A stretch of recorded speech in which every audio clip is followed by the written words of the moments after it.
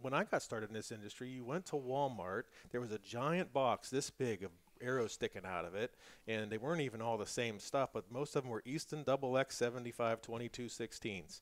Right? Yep. I think everybody. That's what I shot. That's what everybody Started. shot, right? Which was a heavy aluminum arrow, and it did the job back then. And then we got into these carbons, and then the speed thing came out where we wanted to go fast. We want to shoot flat. I want to be able to use the same pin at 40 yards. All speed does is make you miss faster. There's nothing really to speed. I mean, most I like of that quote. our average shots, 25 yards, and at the speed of sound, they're going to hear that bow before that your arrow every time.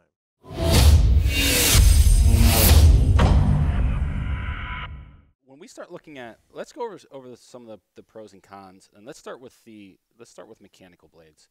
I've shot mechanicals for a long time, never had any issues. I mean, you see the horror stories of the mechanical failures. There's always worries that they won't open, and the common sense thing, or what guys say, is shoot the deer in the back of the lungs. You don't have to worry about pressuring that shoulder area and worry about hitting any bone. Personally, I have a super long draw length. I shoot heavyweight. The loss of kinetic energy is not an issue for me personally. Now, there are some other things that I worry about, but as we were talking before, you said, not to quote you in your own words, but from our experience in manufacturing, with any kind of mechanical device, there's potential there for failure or error. Sure, absolutely. So let's just give a brief overview of some of the pros and cons of those mechanical blades. Yeah, well, of course, mechanicals came about originally for two reasons. Guys wanted to shoot a long way, and they were having problems with fixed blades planing or doing other weird things, and they wanted giant cuts. They wanted bigger cuts. You were kind of maxing out at just over that inch range for the longest time in the fixed blade category, and now you can find much bigger, of course. But when the mechanicals first came around, that was the answer to everybody's problems. Oh, yeah, we can do all this. But I think when it first got started, a lot of people weren't realizing, my goodness, I really got to have the right arrow build to handle a mechanical properly. I got to have enough KE. I got to have enough momentum to make this thing even work right. And going back to what you said about, mechanical head is something that can fail, absolutely. But I attribute, at least in a lot of my phone calls that I get, failure is not in the broadhead, it's in the setup. And of course, we won't even get into the shot placement, because the first, if somebody shoots a deer in the rear end, the first thing they blame is the broadhead. And that's just how it goes. Yeah. But the mechanical was the answer to solve some other solutions, and it is very effective. Even though no matter how it boils down, it is still a device that can fail on any configuration. So what are those arrow builds that are kind of best suited for mechanical heads? I'm assuming heavy arrows with producing more KE. Sure. Momentum. Yeah, momentum. KE is good. Momentum, Momentum is basically the key. I mean, if you're into Dr. Ashby or Ranch Fairy or anybody right now, you can get lost in all this stuff. And and while there is a lot of merit and fun to taking a bare shaft arrow and knock tuning and going through all that, not everybody has the time or the finances to do that. Or the want to. I don't have the time or the want to. Or maybe even the desire. You're right.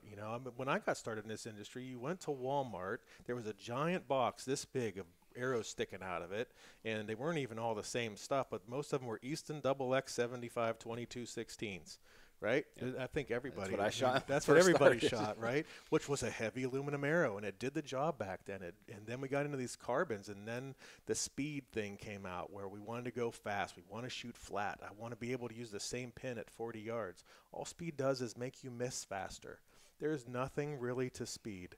I mean, most of that quote. Our average shots, 25 yards, and at the speed of sound, they're going to hear that bow before that your arrow every time. Yeah. So, it's just nothing that you can do about it. They're not going to really duck an arrow at our current speeds at 25 yards all that often. That has to be a really big consideration.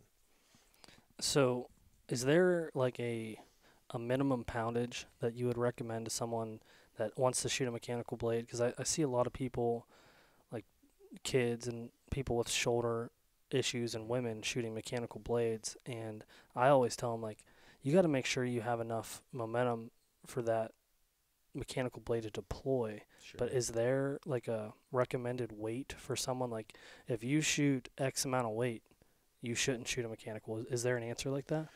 Well, we have states that don't have any restrictions on that in the U.S. We have most of the states do, but some don't. So I get calls where people say, my kid's shooting 35, 38 pounds, 40 pounds. And they are achieving success with a mechanical because they have the right momentum.